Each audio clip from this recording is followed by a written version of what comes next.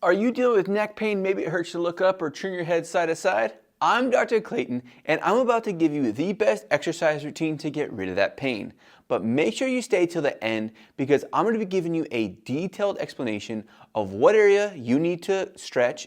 No, it's not your neck, and the one muscle you need to strengthen. Let's show you this exercise routine. This exercise routine is going to start with a very simple stretch. You just need a firm surface, whether it's the edge of your couch, coffee table, or just kitchen table chair.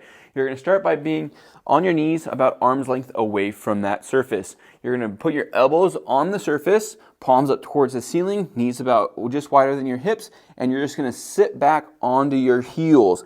If you can't get to your heels, that's totally fine. But as you sit back, you're going to do a little bicep curl and bring the palms of your hand to your upper back and just let your chest fall down to the ground. It is very important that you don't look up at the wall in front of you.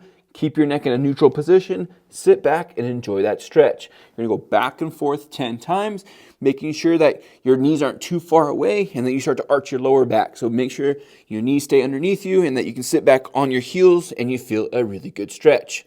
If you want to make that stretch a little more intense, you can grab like a broomstick, PVC pipe, doesn't really matter, just needs to be a firm stick, and then sit back on those heels and bring that PVC pipe or stick to your upper back and hold. You're going to go back and forth 10 times and just treat it like a yoga session and enjoy that stretch.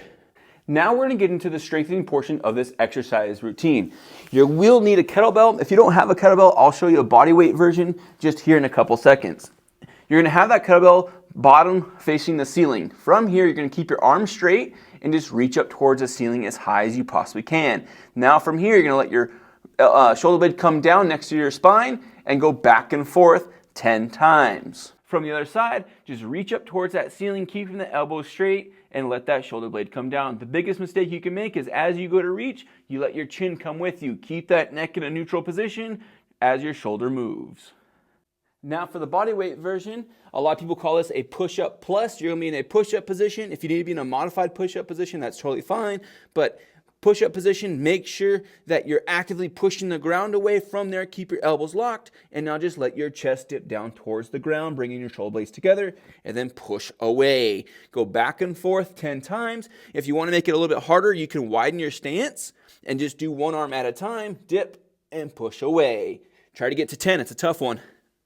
This next exercise, you're going to be in a lunge position, and you need a weight. Whether it's a kettlebell, dumbbell, doesn't really matter. You just need to hold something in both hands.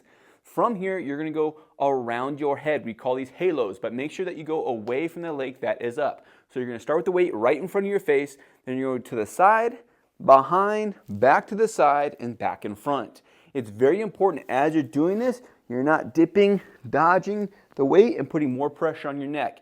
Engage that core, go to those 4 different positions around your head, keeping your neck nice and tall in good posture. From the other side, same exact thing. Stay nice and tall, core engaged, and head in neutral. 10 times, both directions. Now that I've shown you these exercises, let me explain to you how they're going to solve your pain. If we look at this diagram, you can see how all the muscles from your upper back go up into your neck. Believe it or not, it's the tension in your upper back that's creating your pain. When your upper back is tight, you have to overuse your neck, creating the pain.